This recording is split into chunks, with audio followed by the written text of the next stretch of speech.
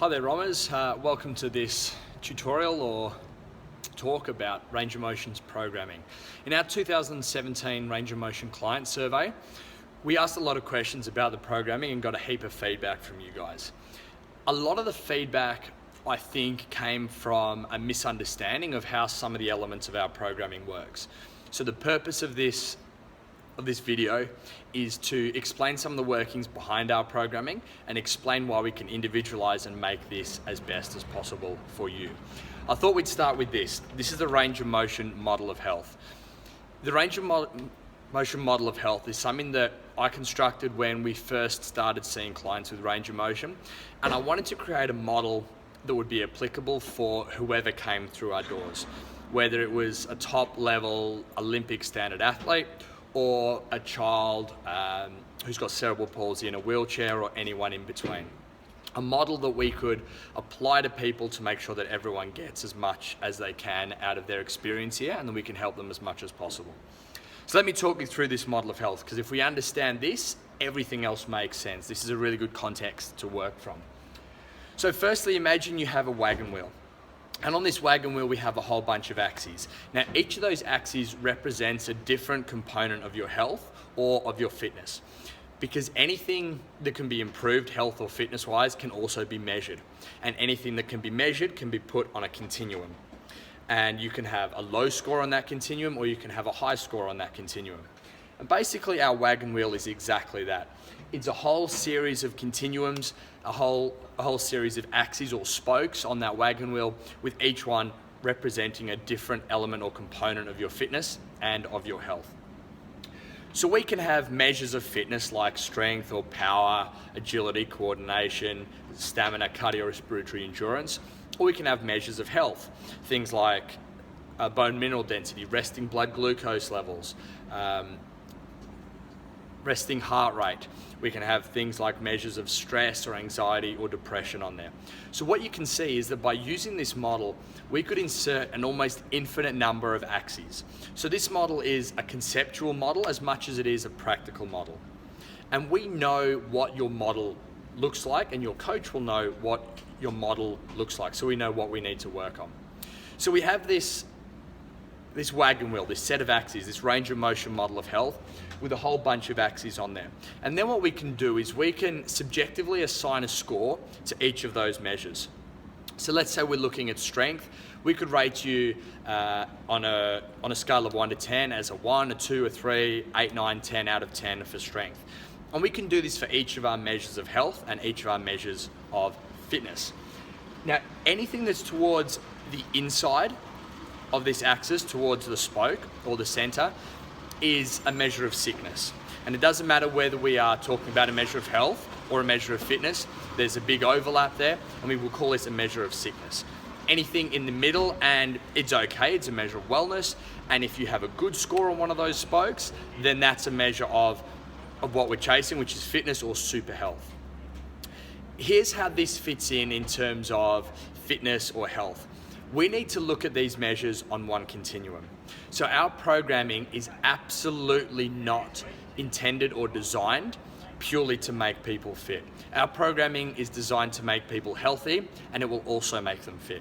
And this is an important distinction to remember. This programming was not designed for athletes. It was designed for longevity and for health. It happens to make people fit also. And the reason that's the case is because it's weakness biased. And that's the whole premise of what we do. So those measures that we have towards the inside of the axis on this model of health are the measures that need work. So that's where we focus our initial attention. Now, from a health point of view, these things that need work are the things that would either cause premature death or loss of quality of life. So maybe it's low bone mineral density, and that's something that needs to be worked on. Maybe it's high levels of anxiety, which are reducing quality of life, and that's what needs to be worked on. Maybe from a fitness point of view, it could be strength, or for example, a max deadlift. If you're a competitive athlete and your max deadlift is low, that's what you need to work on. So our focus is to work on those elements that need the most work, because those are the things that will stop you from living long, stop you from living well, stop you from living happy, stop you from scoring a goal, winning the race, making that lift, hitting that podium in a competition. We focus on those things first. Once we've developed those, we take you from looking like a model with some red marks in there, some orange marks, so some things that need work. We expand that to make you well-rounded as an individual as well as an athlete, and then we expand the whole thing. So let's just touch a little bit more on this distinction between fitness and health. We bias your programming based on your ability in powerlifting, in work capacity, in Olympic lifting, and in body weight. And a lot of people will say, well, how about if I just want general fitness? This works as long as you're already perfectly balanced. And I'm yet to find an individual who doesn't have strengths in one area and weaknesses in another area. So let's look at the example of someone who's got a bias towards, let's say, powerlifting. So they have a lot of powerlifting sessions in their training cycle. This means they're doing a lot of squats, a lot of deadlifts, a lot of bench and strict press, these sorts of movements. There could be two reasons that they have this here and that they have that bias. Firstly, from a fitness point of view, their strength is going to let them down in a competition or in training. But more importantly, from a health point of view, if you have a bias towards powerlifting, it means that you have an absolute strength weakness. And not only does this mean that you're not going to be strong, but there are a raft of health metrics which are associated with a lack of strength. For example, things like a very low bone mineral density. So if your profile is biased towards a certain area, it's not just because we're trying to get you good at doing squats or doing pull-ups. It's because we're trying to get you good at whatever the underlying factor is which is causing that. Let's use another example. If you're biased towards work capacity, your heart rate and your lungs and your breathing packs up very quickly under a bit of duress. From a competitive or a fitness point of view, this is obviously an issue. But from a health point of view, this is also associated with high levels of cardiorespiratory disease, stroke, cardiovascular disease, things like diabetes and these other metabolic disorders. So when you look at your profile, don't look at your profile in terms of this is what I need to improve my fitness. It's this is what I need to improve my health. And look at the underlying reasons, and you'll see that there are a whole raft of health chronic condition benefits which will come from you working on those. And that's the real purpose of our bias programming. We identify what needs work, we work on that by doing more of that particular element, and then we improve it to make you more well-balanced and more well-rounded. Okay, so we've talked about the fact that health and fitness occur on this single continuum, on one continuum. So let's go a little bit more into how we actually put this program together and some of the nuts and bolts behind your programming. It starts with the data entry. So we use a program called MyFitnessFile, which we have developed to allow us to have a lot of people all doing bias programming at the same time. And the way this works is we enter a bunch of data into the system. And this is the data entry step of MyFitnessFile. And basically the way this works is you have a bunch of metrics of measures that we're looking at. So measures of strength, measures of stamina, measures of cardiorespiratory endurance. And you assign a score on a scale of 1 to 10 for all of these measures. And a lot of you will have done this in your MyFitnessFile training, or your coach will have done it with you. So we assign these scores on a scale of 1 to 10. Now that should sound familiar because it's what we just talked about with our model of health, where we assign scores based on strengths or weaknesses. Once we do this, we can start to put together what's called your fitness profile. And this is a 4-letter profile. And your letters are O, which stands for Olympic lifting. They are P, which is powerlifting. They are W for work capacity, and B for body weight movements. And what happens is the system will rank those 4 areas from your weakness through to your strength. And the way it does that is every score that you put in on a scale of 1 to 10, which has something to do with powerlifting, all those scores are taken and averaged. And then everything that's got anything to do with Olympic weightlifting, all those scores are taken and averaged. The same thing for work capacity and the same thing for your body weight stuff. What it does is it averages those scores and then ranks them from your lowest score to your highest score. So your fitness profile is a product, it's a result of the scores that you have put into the system. And those scores are what allow us to then bias your training. So let's talk about how those sessions are then taken from the data entry into your profile, into an actual program itself. So each cycle of training that you have in MyFitnessFile has 18 sessions. So we have 18 total sessions per cycle. Now let's have a look at how we make up those sessions. You remember that we have a 4-letter profile. So let's use an example profile and let's go with BOWP. So this individual has a weakness in their body weight work and a strength in their powerlifting. So we look at this 4-letter profile. Now, it's important to know that if you want to improve something, you have to do more of it. So if you need to improve your ability at body weight movements like pull-ups and push-ups, you have to do more of them. And that's the whole basis behind this bias programming. So how do we put together our 18 sessions? Well, here is our major weakness, which is the body weight work. So there are going to be four sessions that focus purely on body weight. Olympic lifting is second. It's our second weakness. So there are going to be 3 sessions that focus on Olympic lifting, 2 sessions that focus on work capacity, and then 1 session that focuses on powerlifting. So of our 18 sessions, 10 are biased sessions. And they're biased based on the numbers that you, in consultation with your coach, have put into the system. So we're now 10 sessions in. We then can take a little bit more of a micro view. So this is more of the macro. We can take a little bit more of a micro view and we look at what's called your trainable weakness sessions. Now, trainable weakness sessions are those sessions which you improve by lifting heavy, by working hard, by doing high reps, as opposed to practice work, which is done through skill development. So our trainable weakness sessions comprise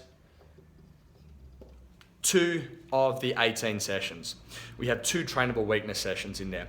Now, the way they are calculated, we have 8 different trainable weaknesses, which include things like squat strength and power, your pull from ground power, your pushing stamina, your pulling stamina, your pressing strength, etc. Things like running and rowing are in there as well. So what it does is it takes anything with running in it. So any of those scores that you put in that are something to do with running, it will take the average. Anything that you've put in that's got something to do with squats. Now that could be your 1 rep max back squat, your 10 rep max, your 20 rep maxes, any Olympic lifting movement with squats in it, anything with pistols, everything that's got anything to do with a squat, the average score will be taken.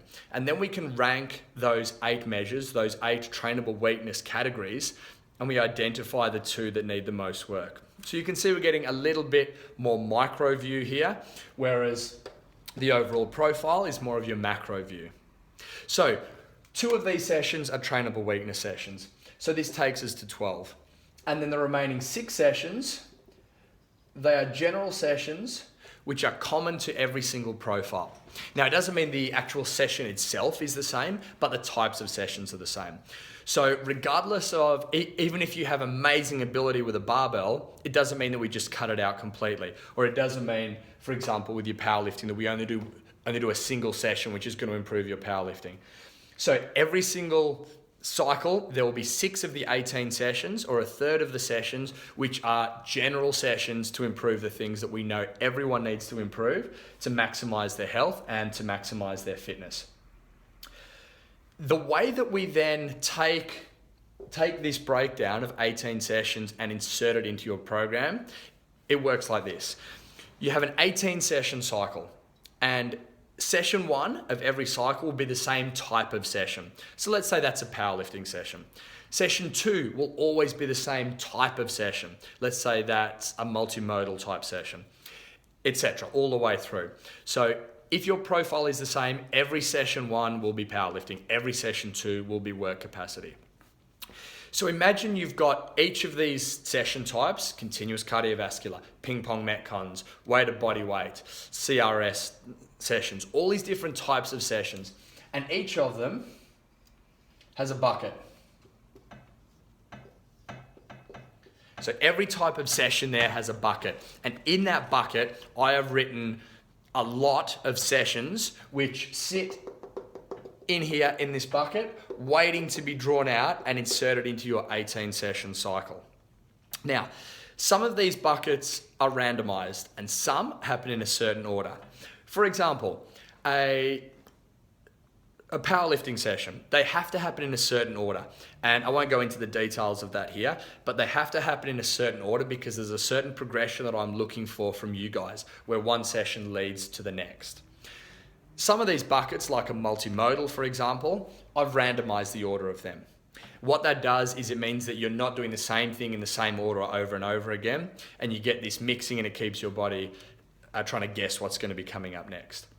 So certain buckets in order, and it will be drawn out, and we take a session out of this bucket. So let's say this is a powerlifting bucket.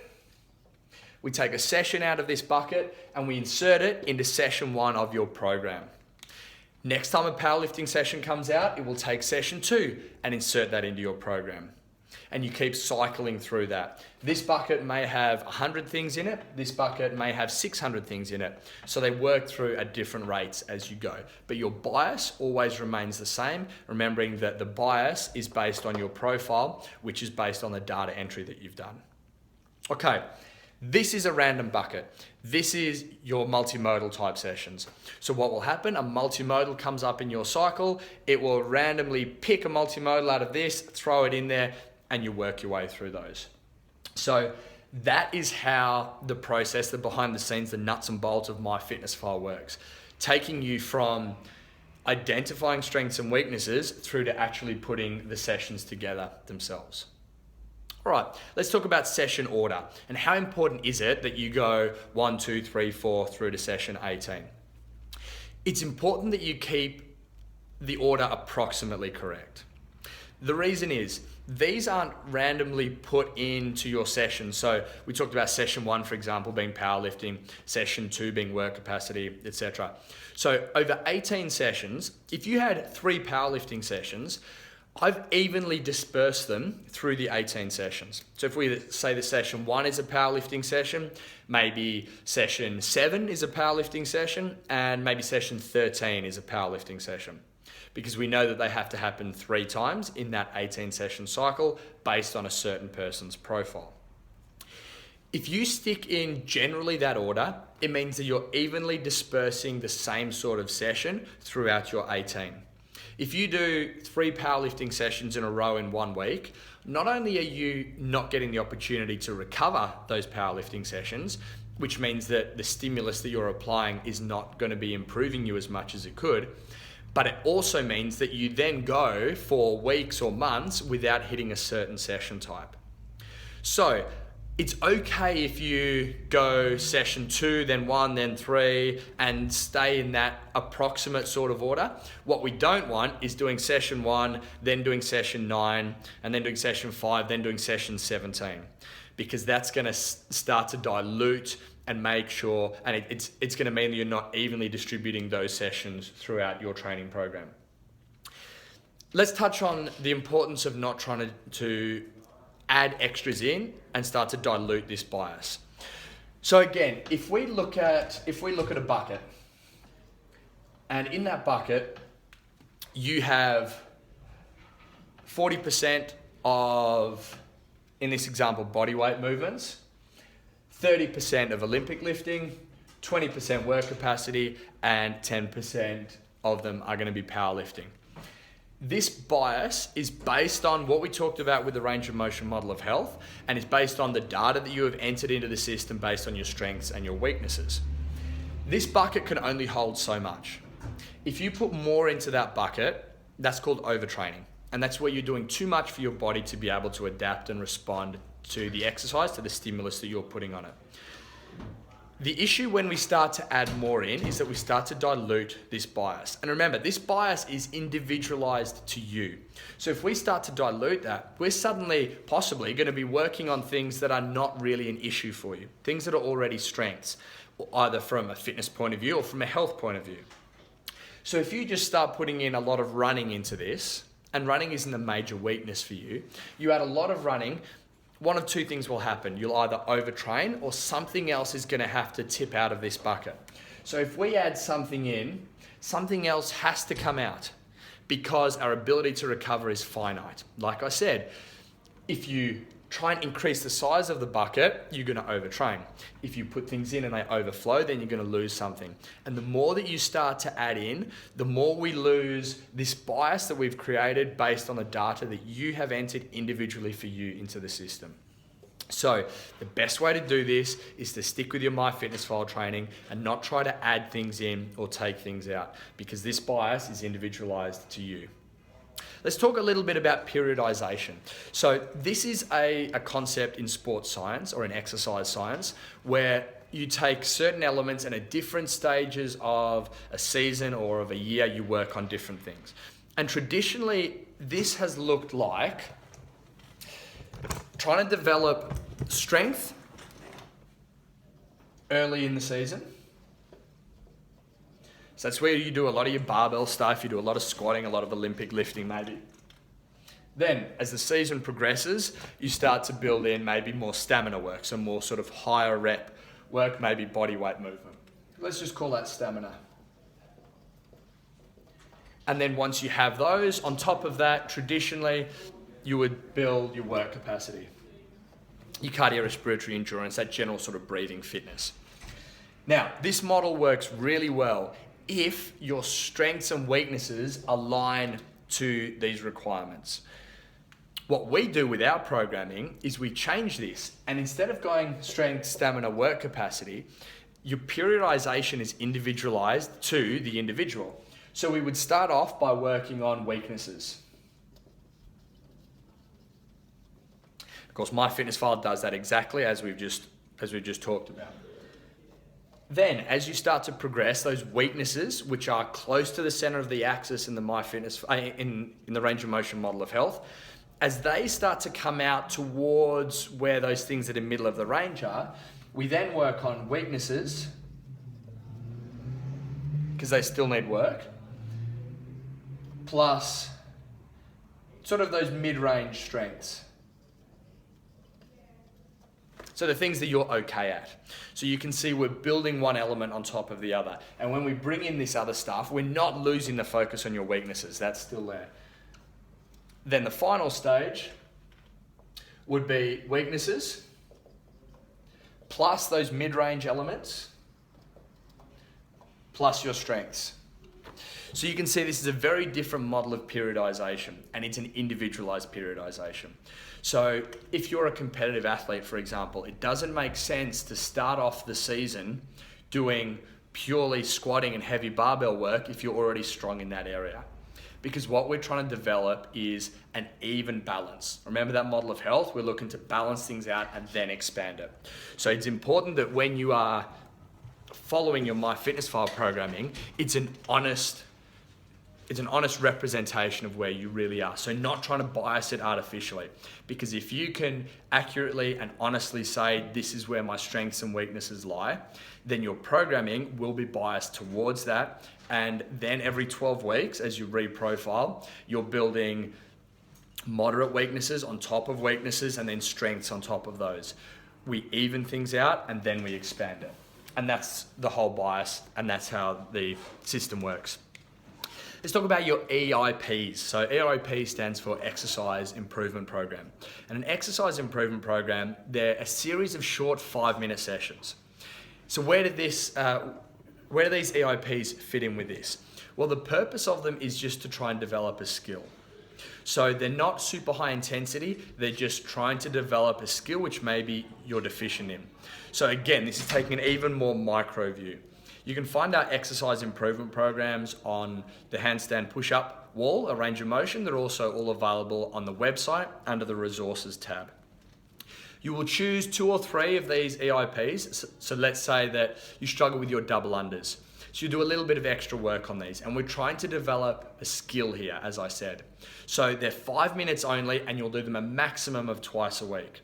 So this isn't high volume training. This is very intentional, deliberate practice where we're looking to build on improving and developing your skills as opposed to just trying to lift heavy and work on your squats and your body weight, your powerlifting, your Olympic lifting, and your work capacity. So this fits nicely into our model. It doesn't dilute the bias because the volume is very low. choose these in consultation with your coach to make sure it's fitting in with what your overall profile is. Let's talk briefly about the construction of the sessions. Now, I could go into a huge amount of detail. Nothing at Range of Motion happens by accident. So everything and all the systems that I introduce, they're all very carefully considered, and they're all there for a reason. And that reason is back full circle to the Range of Motion model of health. It will help you to minimize your weaknesses and to minimize those issues which are either going to cause premature death or disability or loss of quality of life or loss of event, loss of competition ability, loss of fitness. So let's talk briefly about how these sessions are put together. Firstly, a balance of movements. If you follow your MyFitnessPal programming, the different movements and muscle groups in your body will be trained evenly. So certain programs will be very push dominant, and it results in changes in posture and musculoskeletal issues.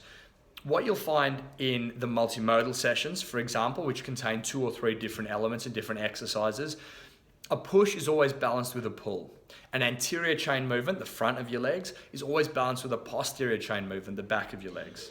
If you look at the heavy barbell metcons that we do, or the moderate barbell metcons, which are those sessions where you're breathing fast while also lifting a moderate or a heavy weight, it's exactly the same thing. There's always some element of a pull from the ground, be it a deadlift, or like a power clean, or a power snatch, or part of a full clean. There's always some element of squat, be it a front squat, a back squat, an overhead squat, or part of a clean, part of a snatch, for example. There's always some sort of pulling element, which is more of an upper body pull, like the pull that you'd get in a power clean, the pull that you would get in a power snatch, or a full clean, or a full snatch. And then the fourth element, there's always some sort of press, either an overhead press, like a strict press, or push press, or a push jerk, or a horizontal press, like a bench press. So these sessions don't happen by accident. They're put in a certain order very specifically. The same thing in the multimodal sessions. In your multimodal sessions, there's a balance of movements. You would very rarely have 2 pushing movements together. In a multimodal, that would never happen. You'll have a push movement and then maybe a trunk flexion, which is the equivalent of a pull, some sort of posterior chain, some sort of anterior chain. This is important for a couple of reasons. First reason being, it keeps you balanced. And like I said, it keeps your musculoskeletal system in check. Second reason is it actually improves the overall effect of the session because of a concept called blood shunting. Now, this is where you shunt or move the blood around to different parts of your body. So let's say a heavy barbell metcon session has power cleans and it has thrusters. We've got to check whether this ticks off all 4 boxes. It has a power clean, which is a pull from the ground, so that's covered. There's a pull with the arms, so there's a pull with the upper body, so that's covered. It doesn't involve anything else, but a thruster is anterior chain dominant, which is your squat, and there's a press. So all 4 elements are covered in those 2 movements, so it ticks our boxes there. When you're doing a power clean, the blood has to be redistributed to the back of your body, the hamstrings, to your glutes, to your upper back. Then when you suddenly go to your thrusters, a whole bunch of different muscle groups are being used, more anterior chain or squat dominant and more pressing. So we're shunting the blood between the 2 very quickly. So because we're being deliberate about the order of exercises in these sessions, we're able to maximize the effect, not just on strength, but also on cardiorespiratory endurance and on your stamina. This allows a higher intensity, which is super important for health as well as for fitness. And it allows you to get more work done in less time, which is the aim of the game, again, for both health and for fitness.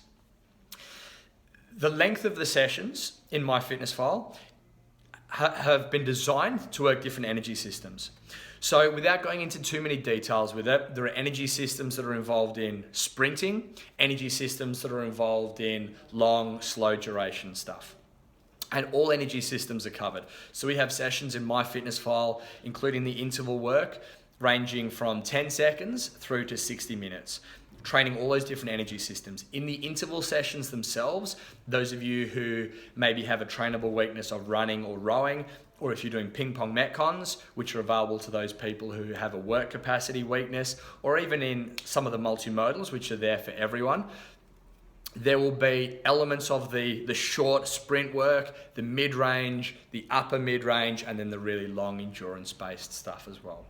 And remember, this makes you fitter and more well-rounded as an athlete, but more importantly, it identifies those areas where there may be some sort of metabolic or cardiorespiratory issue.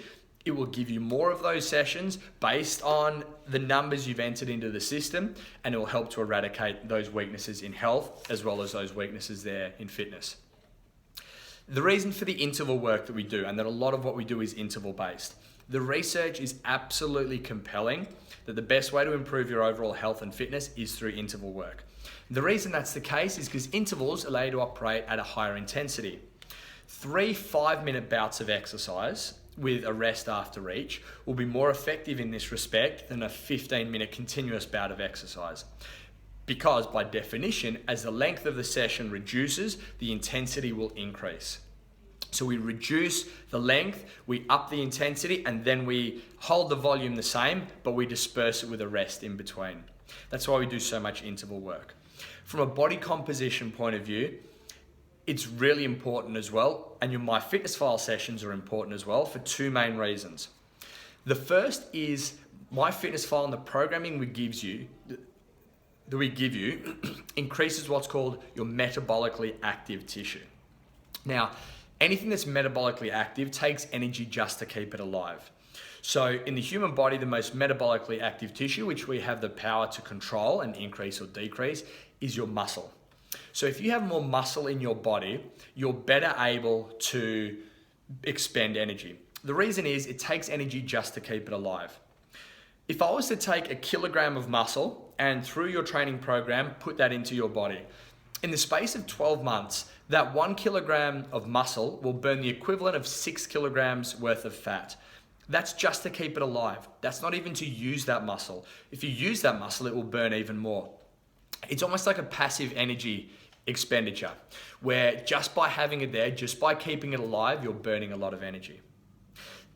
The second reason that the sessions in MyFitnessPal and in your programming are important for energy expenditure and to help to maximize your body composition is through what's called EPOC, EPOC. And EPOC stands for excess post-exercise oxygen consumption. And basically what this means is when you exercise at a high intensity for a relatively low duration, your body then keeps working hard after that exercise is complete. So let's look at an example. If you go for an easy 30-minute walk, you'll obviously be expending energy, which is almost like our active income of the energy expenditure, like earning a salary or X dollars per hour. You're expending energy as you go through the exercise session. But once you stop, within half an hour, you'll be back to baseline levels. So that passive income, that passive energy expenditure is not being maximized. Let's look at a more intense form of exercise. Let's say you do 5 minutes of max effort work at a very high intensity. The energy expenditure is high during the session, but the total energy expenditure during the session is actually less than for that half-hour walk. So all things being equal, once you finish that bout of training, you will burn more energy in a half-hour walk than in a 5-minute sprint. However, the beauty of this lies in what happens after that training has been completed, and this EPOC, this excess post-exercise oxygen consumption. We talked about with the half-hour walk, you're returning to a basal metabolic rate, a baseline level at about 30 minutes. What the research tells us is that when you do a very short, sharp, high, intense, being the operative word, form of exercise, that EPOC, the increased level of energy expenditure in your body, can extend for up to 38 hours. So pushing that intensity has a huge protective benefit and an effect on both your fitness and your health. So it's important to remember that if you're training for body composition, maybe to try and lose weight, for example, it's not just about maximizing how much energy you burn during the session, which is why long, slow, low intensity exercise is not a recommended method anymore. What you find, and we talked about health and fitness being on one long continuum, we can insert body composition onto that continuum as well. It's the type of exercise that we program will not only improve your fitness, but will improve your health and your body composition as well. So don't get stuck into certain forms of exercise for creating certain elements of your health. It's not on Monday I'm going to work on energy expenditure, then on Tuesday we'll work on my leg strength. The way that we program for you involves all these elements all the time, based individually towards exactly what you need. So, as you can probably tell, there is a lot of science and a lot of thought and a lot of deliberate intention behind the exercise that we program for you. And if there wasn't, and if there were things that could be improved, they would be, and they are being continually improved. It's important to have this structure. As human beings, it's our nature that we like to have some structure, we like to have some plan, for some people more than others. However, too much structure and too much plan takes away any spontaneity, and it can make your training less fun. That's not what we want.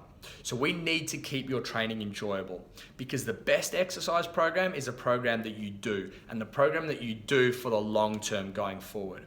So we want to create healthy habits that you're still employing in 2, 10, 20, 50 years time. So how do we make training fun? What are some initiatives that we can use and apply to your MyFitnessPal training to make sure that we have that structure, which is the science behind why this is an effective way to improve your health and your fitness, but we also have the enjoyment factor that means that you'll keep doing it in the long term. So a couple of strategies I've got for you here. The first is using your movement alternatives. So you guys will notice in your MyFitnessPal training, every time you have a multimodal session, you can actually click on each movement in that session, and it will give you a drop-down list of the different movements that you can put in there. For example, let's say that the movement is a shoulder to overhead. Now there are many different ways we can do a shoulder to overhead. We can use a barbell, which would be a standard way, and you could do a strict press, or a push press, or a push jerk, or a split jerk. You could do the same thing with dumbbells, with a keg, with sandbags, with atlas stones, with dead balls. You can go single arm, you can go 2 arms, you can go a whole bunch of different varieties and options there. Now what this means is that you're still getting the stimulus, which is a pressing movement. We've talked about that importance of balance of movements. You're still getting a pressing movement, so you're still looking after your musculoskeletal system, and you'll still be improving all those other overhead pressing movements, but now we start to build in a bit more variety, a bit more adaptability, and a bit more balance and stabilization through your musculoskeletal system. So there's the first way to make training more enjoyable. Use that drop-down menu, choose some really interesting alternatives. You should never be doing barbell work in a multimodal session. We have heavy and moderate barbell metcon sessions, powerlifting sessions, Olympic lifting sessions where you do that. In the same sense, if you have upper body gymnastics pull up in a multimodal session, you shouldn't just fall back on the stock standard, well, I'm going to do a pull-up. That's an opportunity to maybe practice or learn how to do a rope climb, an opportunity to do pull-ups on the rings. It's an opportunity to do a whole range of different movements which will improve your ability to do a pull-up, but they keep it fresh and they keep it interesting. So use those movement alternatives as much as you can. Second thing you can do to make the training more fun is look at your previous results. So when you log a session in MyFitnessPal, it stores it in your training log, which you can access through the menu in the system. It'll store it there, and if you have that session come up again, you can click on the previous results on the bottom left-hand corner of each session, and it will tell you your score. And if you've recorded your session well, it will tell you what weight you've used, it will tell you how you paced it, your strategy, and any other variables that you've chosen to record in there. So what you can do is you can use the same weights, you can use the same movement alternatives in there, and you can try and beat your score. We tend to enjoy things more if we're seeing improvement, and this is a really good way to see improvement. The third way that you can make training more enjoyable and stick with it for longer is through the use of the Roma Training Buddies Facebook group. So we have a Facebook group for people who want to shout out and say, hey guys, I'm doing this session at 4 o'clock on Monday afternoon. This is what my session is. Who wants to jump in with me? Because misery loves company. You like training with other people. It makes it good fun. It turns it into a team endeavor, a partner or a group endeavor, instead of just a solo. So use the Roma Training Buddies group. Make sure though, remember, we don't want to dilute this bias by adding things in or by doing more of certain things which are maybe meant for someone else and their profile. So when you're doing this, make sure that if you're doing a multimodal session, that the people who are doing the session with you, you say, hey, let's do this multimodal on Monday afternoon. That needs to be a replacement for their multimodal, or their multimodal needs to be a replacement for yours. We talked about some of these buckets being random and some of them being ordered. Your Olympic lifting sessions are ordered, so you don't want to do someone else's session. So are your powerlifting sessions. So stick with your session. But quite often the times are the same. So maybe it's a set every 2 minutes. So they're doing deadlifts, you're doing strict press. You can still work together and cheer each other through it. The sessions that are interchangeable and are in a randomized order, like your ping pong metcons, your multimodals, your CRS sessions, your heavy and moderate barbell metcons, feel free to choose either theirs or yours, as long as you're not choosing the same sort of session every time. So there are certain types of heavy barbell metcons. Don't always do the same kind just because you prefer them, because then we're starting to dilute our bias again and you're moving away from that evenly balanced musculoskeletal system that we are trying to chase. Another way to make training fun, use the extra credit sessions.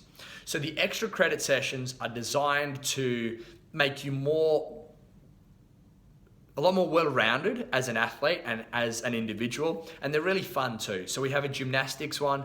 You can practice things like doing forward rolls. We have a swimming session where you can go to your local pool on the weekend and go through a structured swim session, which again follows all our other principles of being balanced.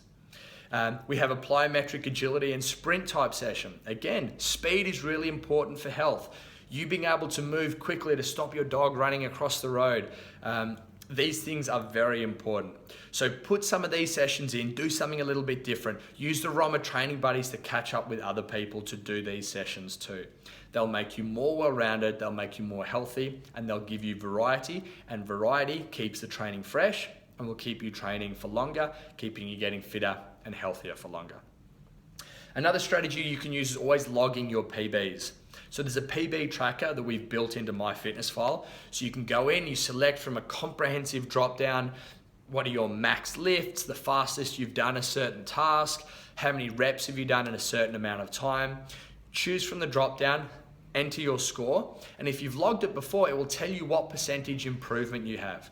An improvement, again, as we talked about with looking at those previous results, will help to keep you motivated. And if you're motivated, you'll keep going for longer. You should always set goals. So at Range of Motion, we have our goal setting process, which is managed and run by your individual coach. Our goal setting process involves you setting an outcome goal and then several process goals underneath that, which are going to lead you to your final target. If you have somewhere to go, if you have an aim, and if you're doing something for a reason, it makes it a lot more enjoyable. I don't want you guys exercising for the sake of exercising. Yes, it's okay for your fitness, and it's okay for your health, but you will keep going and you'll adhere to that program for longer if you're doing it for a certain reason. So goals can be a really good way to do this. The final way to make your training fun is always look at your performance report. So every 12 weeks or a certain number of sessions, if you're a lower frequency exerciser, you'll be prompted to do your pre and post program testing. So you will test certain measures, you'll do 12 weeks worth of training, and then you'll retest those. When you enter your last retest measure, it will bring up your performance report. Your performance report will tell you how much you've improved certain areas and how much more balanced you've become as an athlete. Then, when you go back to the start of that process, re-enter your data into the system, it gives you your fitness balance number. Now, this number tells you, as the name implies, how balanced you are as an individual. So it takes a standard deviation of the 4 different areas, your body weight, your powerlifting, your work capacity, and your Olympic lifting, and it sees how close together and how closely clustered those 4 different measures are. If your score is 0, you are perfectly balanced. The further from 0 you get, heading up and getting higher, the less balanced you become. So work on getting that fitness balance number as low, as close to 0 as you can. All right, guys, that's all I wanted to discuss today. Plenty of information there. Hopefully this helps to educate you a little bit on why we do what we do. Everything has purpose, everything is deliberate. If in doubt, and the key takeaway here, refer back to that range of motion model of health. That's the premise and the basis of everything we do. It's our way of helping you guys become happier, healthier, fitter, now and into the future. Stick with that programming, stick with the systems, make it fun. It's all there to help you as much as possible so we can add as much value and be of as much benefit to your life as possible. I'm always available to answer your questions, guys. You can email me on dan@rangeofmotion.net.au. You can get me through Facebook or you can catch me in person. I hope this has been useful. Please either post below, post anywhere, contact me with any questions you have. Hopefully this has drawn back the curtain a little bit so you know why we do what we do. Thank you.